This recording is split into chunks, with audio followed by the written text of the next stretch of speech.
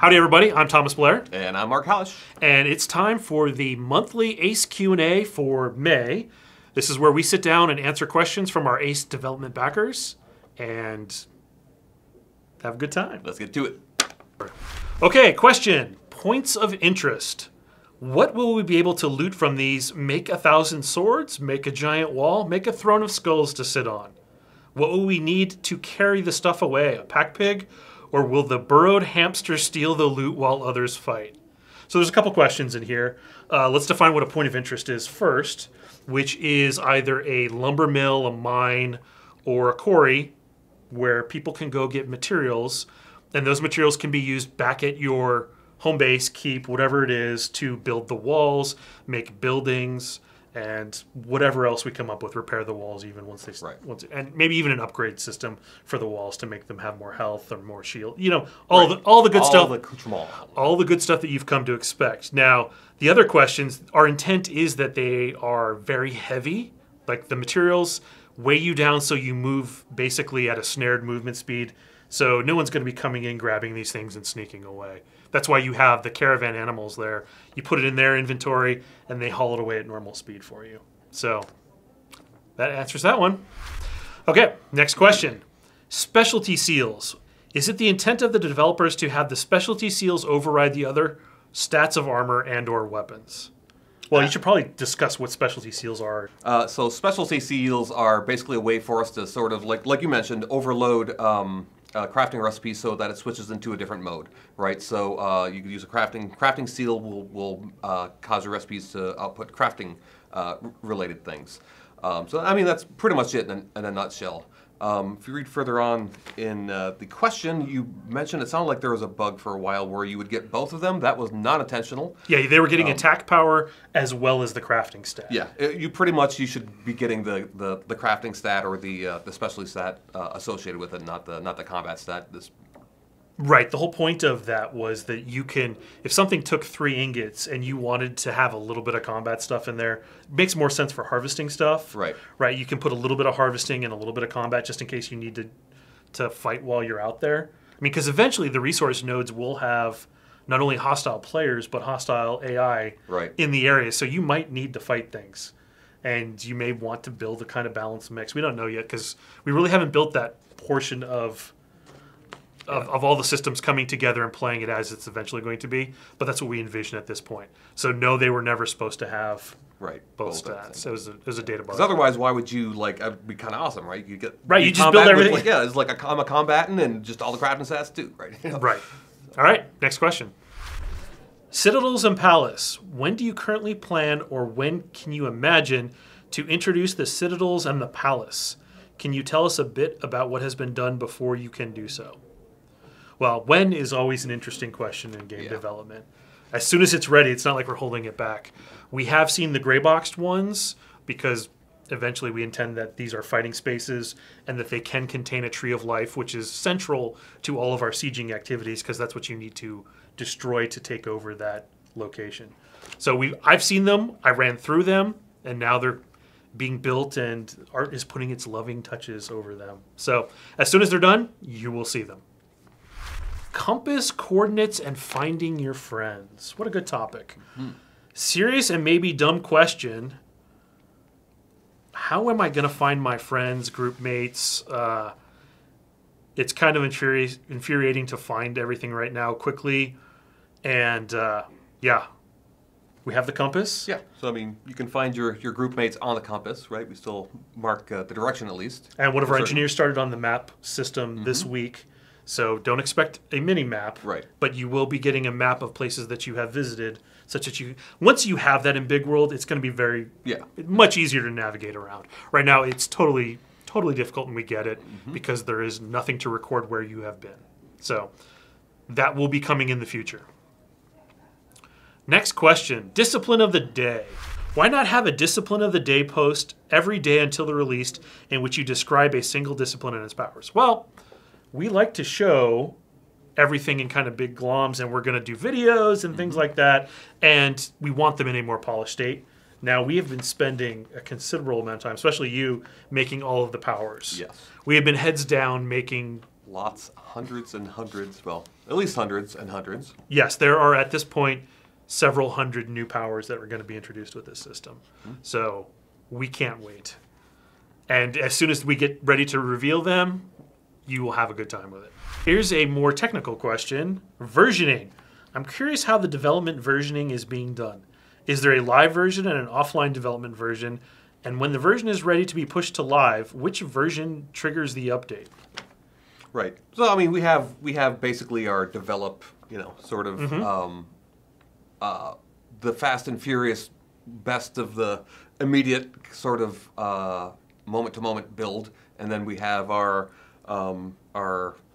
sort of live build. Yep. that is pretty much everything that we try to keep kind of cordoned off and keep it as safe as possible, because the development build, somebody could check something in and so we don't want to do that. And that does happen. Yeah. A lot. So definitely, we definitely have a live build that is basically our next upcoming publish. Yeah, and in the future, the next thing we're going to do is we're going to put a test version in between develop and live. Right. And that's where the more riskier builds will go. That way, by the time something hits live, we should have caught most of the... Yeah, it should be a very polished state. Or yeah, much more polished. Unfortunately, right now, we only have the one floodgate, and it does cause problems. But we'll get there, and we're pretty close. Yeah. I think sometime this summer. Okay. Next question. Nameplates and health bars UIs. This was in regard to a post that had a bunch of ideas about nameplates and no nameplates and options. And then we had the weekend with no nameplates, which was interesting. The last playtest, everyone got to feel what it would be like to have no nameplates. And there was much gnashing of teeth, if I remember correctly. Yeah. I mean, I'm a big fan of options, right? I'm a big fan of options, too. And unfortunately, as we've been building things, we only have time to build one. Right? We haven't got to the state where it's stable enough and it's just how we want it that we can start allowing things to be turned on and off. In fact, we actually do have a way to store that data now because there are settings options, and that came online in this last year. We will be adding more gameplay options like nameplates on or nameplates off, just because a lot of people do find it distracting. Yeah, a lot of people like to turn or just I just want to see my friend's name. I don't care about I just want to know if an enemy's an enemy. That's all I really care about. Right. Don't care what his name is. So yeah, so the best question here is, or the best answer is, we're going to give you some options at some point, not soon. Next question: commerce in the Dregs campaigns. How do you foresee commerce working in the Dregs campaigns? Basically, because faction campaigns give you safe areas to trade, but he's having a hard time imagining anything other than guilds and alliances trading with one another and killing everyone else in the Dregs. That sounds like the Dregs. That sounds like Shadowbane, which is obviously there were neutral cities and you could trade with people, but there's that risk. Yeah. Right? I mean, at some point the Dregs, we let the rules kind of right. The rules are no rules. No. Players enforce their own rules, and people who cause problems generally find they're going to have a bad time. Yeah, I mean. And in Crowfall, you can't hide from a bad reputation because that's your account name, right? So it's not like, oh, I'll just go make an alt and fool more people, right? Reputation should matter. I mean, it's important. So, next question. Harvesting skill line concerns. This basically boils down to we should combine the harvesting trees down as simple as possible and make it quicker to get through there. And unfortunately, I mean, that's not part of our design. Harvesting is just as important as combat, which is just as important as crafting.